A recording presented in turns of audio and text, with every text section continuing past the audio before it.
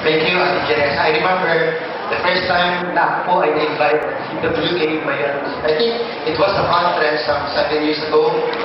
The opening worship was held sa Daraga Evangelical Church. And naalala ko si Ate Jess din yung nagpakilala sa akin.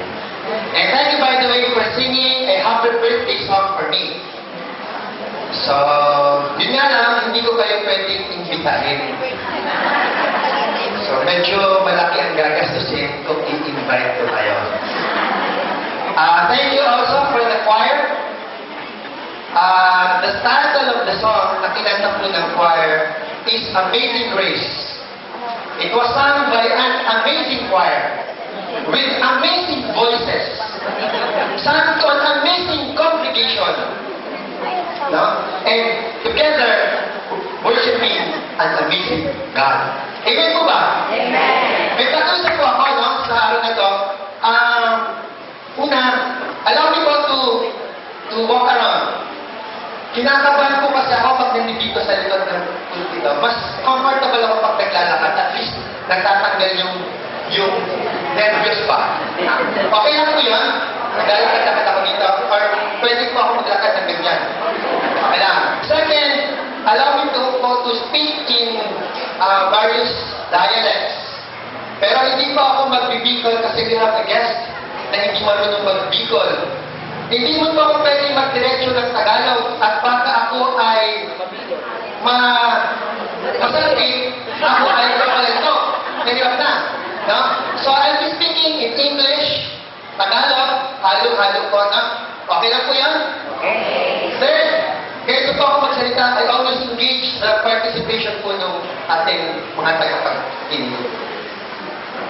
So, this morning, ako po ay nagagalak. I'm so privileged and honored to stand before you, to become as an ambassador of God in bringing this message to us this morning. Pwede ko pong makita ang mga kamay na pumunta dito because they want to be blessed. Sino po yung mga gusto ma-bless?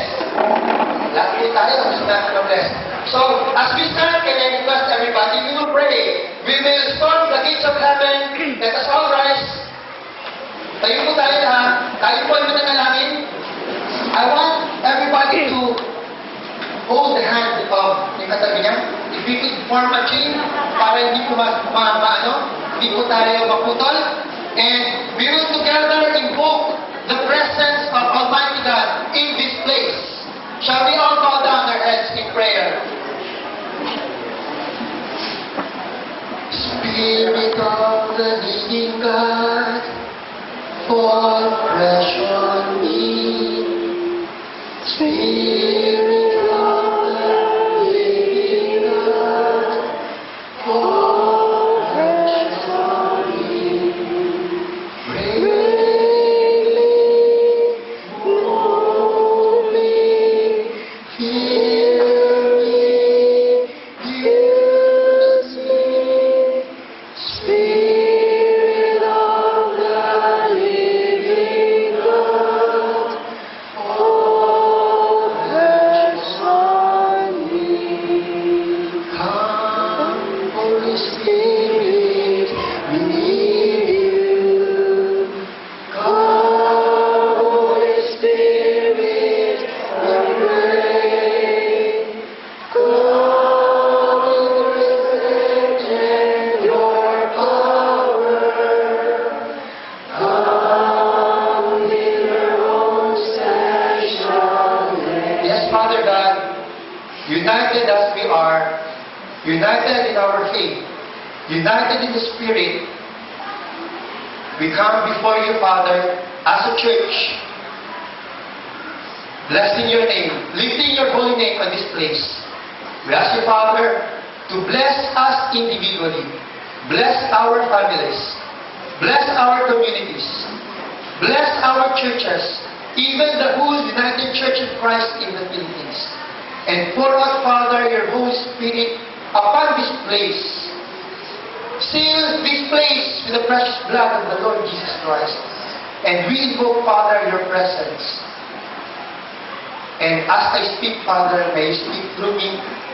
And may the words of my mouth and the meditation of everyone's heart be acceptable unto you, our God. Amen. Amen. Shall we all now be seated? So mga taga-Mayon po and mga taga 3rd District, marhay na aldaw sa Davos. Sa mga taga 3rd District na Albay, marhay na aldaw sa inyong amin. Sa mga taga Sorsogon, how do you say in Sorsogon? Maya na aldaw sa inyong intero? Mahirap po kasi sa atin, maglipat ka lang sa munisipyo, iba na tataraman. Anyway, I learned that I will be the speaker. Nalaman ko po na ako ang magiging speaker for the Salubong sa Pasko ngayon. Last Salubong sa Pasko 2011. In-approach po ako sa Tabaco, we were in Tabaco. Sabi sa akin, after the worship service, next Salubong sa Pasko, ikaw ang magiging speaker. And it was not an invitation actually. Yung parang ang dating, you cannot refuse. Whether you like it or you like it. So, ako po ay nagagalak, makasama po kayong lahat sa umagang ito for our annual Salubong sa Pasko. Hindi ko na po siguro kailangan i-review kung ano ang salubong because lahat po ng ating mga nag-greet kanina ay halos na ibigay na yung meaning of salubong. No? But anyway, salubong po is, try ko na po siya i-search sa Google. Salubong, sabi sa English daw, welcome. So I welcome you. Lahat po kayo dito, and welcome po. So, can I request everyone to please raise your right hand? Pakitas po ng kanang kamay at hawakan po yung balikat ng katabi mo. Sabihin mo po sa katabi mo, Merry Christmas. Merry Christmas. Pakitas po ng ating mga kaliwang kamay. Tapikon po ang shoulder na nasa les mo. Sabihin mo, yung regalo ko,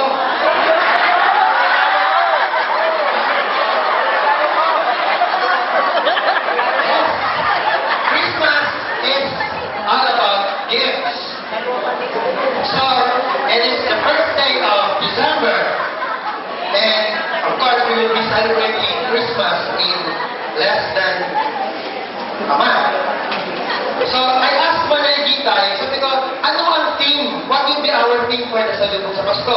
Before I received the letter from the official letter, sabi sa akin, Jesus daw, the theme is Jesus, the reason for the season.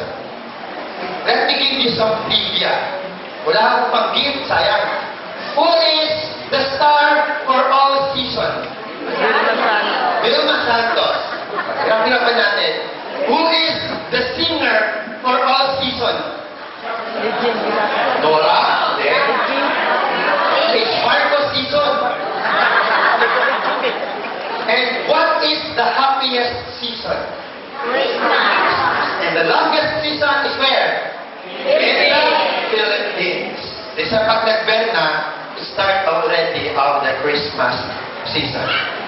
Christmas is considered as the most wonderful time of the year. Do you agree? Yes. Sabi nga sa kanta, nandito po ako kasi mag-sermon, nakasamang may kanta, kay Pastor Al.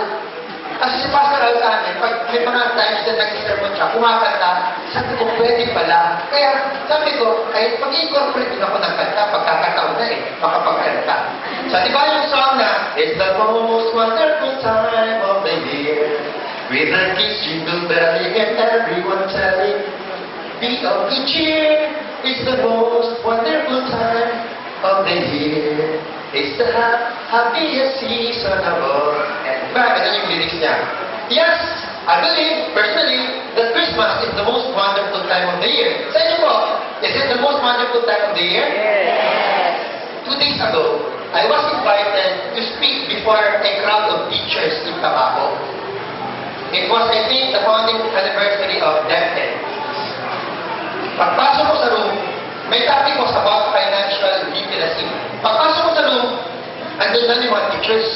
And there was this Christmas tree na naka-plug in, umiilaw-ilaw, tumutugtog ng, yung mga Christmas lights, tumutugtog ng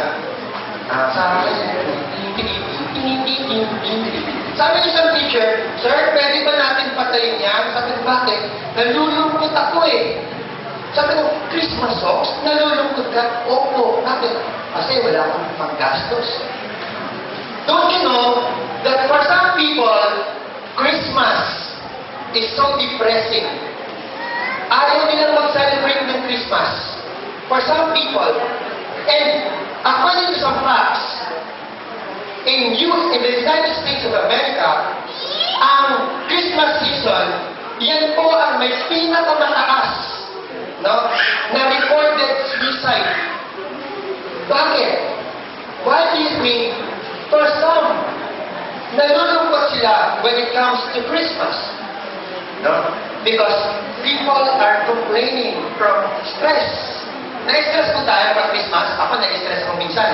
Especially pagdating na yung family reunion, wala pa akong nabibiling gifts. Remember, malaki na yung pamilya. And I have to buy for everybody. Siguro mga 40 gifts ang kailangan kong bilhin. No? May story po. There is a story of a single man. Nandun sila sa isang department store buying gifts. Preparing siguro for his gifts for Christmas.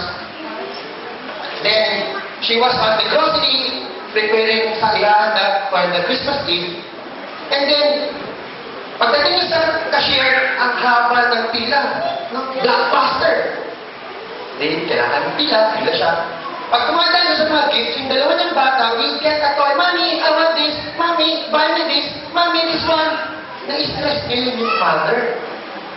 So, the whole afternoon, she was going through this ordeal. Sabi niya, nung pauwi na sila, bitbit niya yung dalawang bata niya, bitbit niya sa kabila yung mga pinabili niya.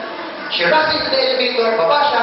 Pagdating niya, pagsakay niya dun sa van, pauwi, sabay sigaw siya. Whoever invented Christmas must be, dapat natin makuha kung sino siya. Kailangan natin siyang ihang, patayin. Sabi ng small voice sa likod, Ma'am, we already did that. Nangyari na po. Nagsabihan na talipit itong ma'am. No? And this is exactly what I'm glad to share with you. Because for some, Christmas may be the worst time of the year. So many people find themselves depressed. Marami pong nadidepressed. Lonely, in despair. Why? Because Christmas reminds them of what they do not have. Probably they do not have friends. They do not have family. They do not have happiness. They do not have money. No?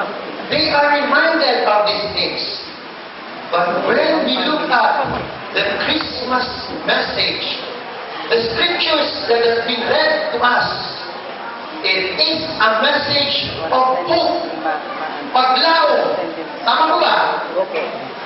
Why is it that it is a season or a message of hope? Because it is when the time that God displayed His love unto mankind. Yun po ang pagkakataon na ipinakita ng Diyos ang kanyang pagmamahal sa buong sanlibutan. Now, I want you again to raise your right hand. Tap the person on your right, sabihin niyo po, I love you. Now, next, I want you to,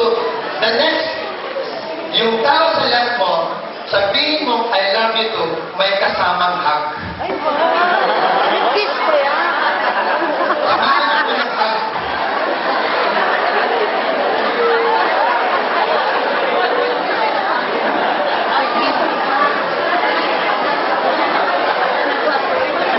Now, ano po ang gusto kong bigyan ng emphasis dito?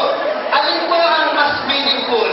Yung pagsasabi lamang ng I love you o yung pagsasabi ng I love you may kasama